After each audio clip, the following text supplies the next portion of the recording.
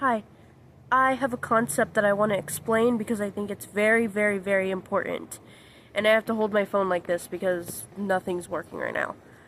But I wanted to explain what evolutionary bias is because I think it's very important that we understand and just keep in mind throughout our daily lives what it is and ways in which it affects us, and people don't even realize that it affects them, and then they just assume all things are bad and horrible and it's just destined to be horrible and whatever, but it's a thing. It's a thing, and it can be explained by science. So evolutionary bias, let me give an example of this.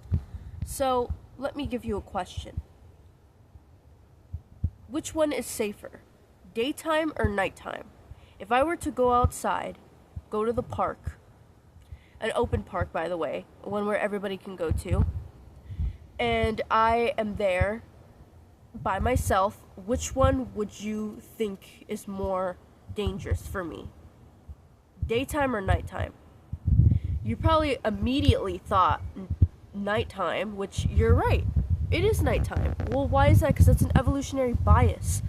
That is natural selection and possibly epigenetics, which I'm going to get into that in another video, basically giving us this. Even if you haven't gone through anything crazy or scary or a near-death experience in nighttime, you still have this bias because you hear other stories of people who have gone through stuff. And why have they gone through stuff? Because they've heard stories, and whatever issue they went through in nighttime, it's because they already knew about that, and it's just written in our biology. So how can this negatively impact a person? Well, this can affect multiple different people, and I'm going to go down the list of people and circumstances, but one I do want to mention is people who have schizophrenia. There's something called pareidolia. It's where you're looking and you see some, like a car, like the front of a car, it'll look like a face, like a little smiley face or a mad face or something. This is because our brains are constantly trying to find, like when I look out right now, because I'm in my backyard, when I look out, even though I'm speaking to the camera and I'm saying my opinions and whatever, my brain is always in the background trying to assess whether or not somebody's watching me. Somebody watching me, that's why I'm looking out. It's, in a subconscious sense. I'm looking out because, consciously I love looking at the beautiful blue sky that's right in front of me and, feeling the air, but in the background, constantly looking for a threat, a scan. Is someone looking at me? Is there an animal nearby? Can I hear anything? This is constantly happening all the time in your head, and you cannot, even if you don't have mental illness or not, it's still happening regardless. But for people who have mental health issues, this can be amplified to an extreme. At some point, people thought that schizophrenia was too much dopamine, but actually that's not the case. It's been proven to be different. Schizophrenia is an excess amount in one circuit. So you have certain pathways, you have synapses, right? There's the mesolimbic pathway. If you have too much dopamine, this can lead to the hallucinations. But if you have too little dopamine, this can lead to lack of motivation, having zero drive to feel any sort of desire to do anything. So it's worse for these individuals because their dopamine receptors, it's not stable.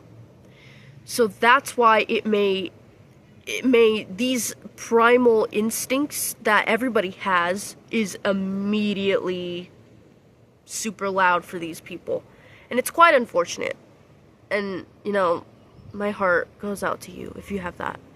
Truly, truly. A study of the Hadza, which is a modern hunter-gatherer group in Tanzania, found that of 220 nights, pretty much nobody slept at the same time, proving that there are such things as night owls and early birds.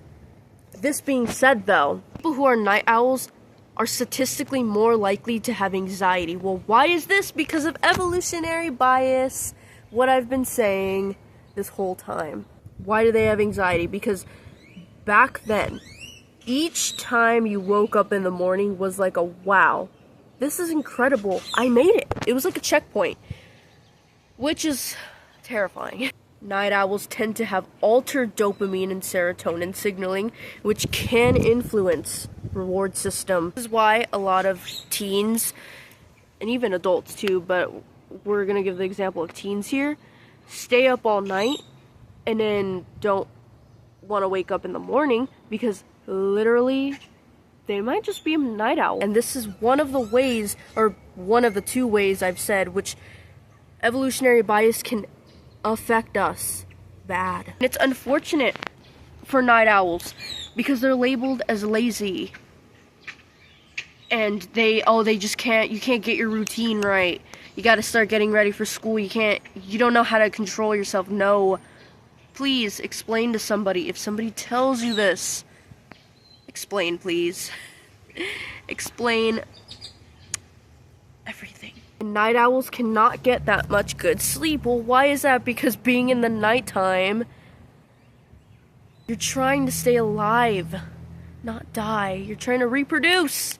That's what we have to do. That's an evolution. We have to do that. Reproduce, reproduce, reproduce. And it will do anything it can, even giving you horrible anxiety, because that's just is the way it is.